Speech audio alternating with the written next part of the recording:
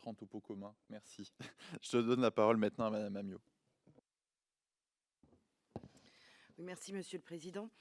Bonjour et merci d'être présent et présente. Je voulais revenir sur ce que vous avez pu dire tout à l'heure sur les notions de prise de risque, notamment sur les directs, et sur le fait qu'il puisse y avoir, et je vous cite, des débordements lors de diffusion d'émissions en direct.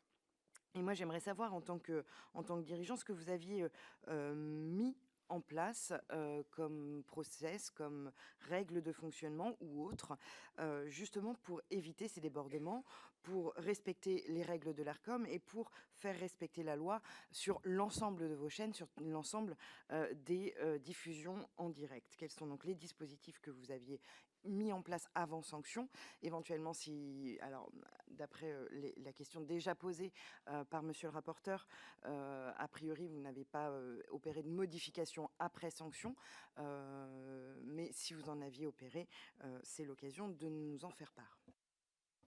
Merci beaucoup. Je vais laisser la parole à Gérald Brice-Viret qui est beaucoup plus au fait de ces sujets. Il nous arrive, juste pour revenir sur le sujet, de renforcer les dispositifs. Je dis simplement que je ne me souviens pas que la question était précise. Le lendemain du jour où on a eu l'amende de 3,5 millions, j'ai demandé des mesures supplémentaires. On n'est pas du tout insensible aux sanctions de l'ARCOM. Bien au contraire. C'est à chaque fois qu'il y a une sanction, c'est toute une chaîne. Ce sont tous les collaborateurs d'un groupe qui se sentent responsables et qui sont stigmatisés dans la presse.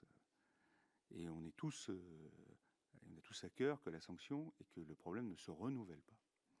Donc, à chaque problème, alors d'abord il faut les relativiser. Sur 100% des directs, sur les 8000 heures, on est à moins de 0,05% de séquences qui sont litigieuses, dont on aura l'occasion de parler cet après-midi avec le président de C8 ou tout à l'heure avec l'équipe dirigeante de CNews. Nous avons renforcé notre présence en régie, nous avons renforcé notre présence en amont de la préparation de toutes les émissions. Certains nombres d'émissions sont enregistrées en amont et sont remontées pour être conformes à la conformité. Faut-elle qu'elles soient diffusées à l'antenne? On en parlera également.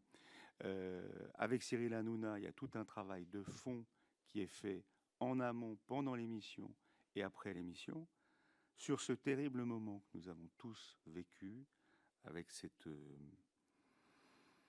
montée d'adrénaline entre Cyril Hanouna et le député Louis Boyard. Nous étions en direct et nous avons failli couper l'antenne. Et nous ne l'avons pas fait parce que le député Louis Boyard commençait à dire qu'il ne pouvait pas parler sur l'antenne et qu'il n'avait pas la liberté d'expression. Donc, en conscience, Franck Apieto a laissé le direct filer, alors que nous aurions pu le couper. Et puis, les mots sont montés. Et jamais Cyril Hanouna aurait dû utiliser ces mots envers Louis Boyard, qui était certes effectivement député, mais un ancien collaborateur de l'émission d'H2O. Et on l'a tous regretté, Cyril Hanouna le premier. Et depuis, quelle que soit la femme ou l'homme politique qui est invité, de Gérald Darmanin à Olivier Véran, à Valérie Pécresse sur le plateau de Monsieur Hanouna, il n'y a jamais eu une récidive. Qu'on soit bien d'accord. Et Cyril l'a bien compris. Et Cyril en a totalement conscience. Donc toutes ces épreuves pour nous, quand elles aboutissent à une sanction, c'est pour nous après une réunion en conscience avec le comité éthique, avec tout le service juridique, avec tous les responsables de la chaîne pour que ça ne se renouvelle pas.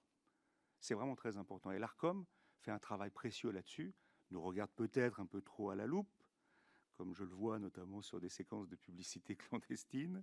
On a des séquences de publicité clandestines qui ne passent pas sur d'autres chaînes.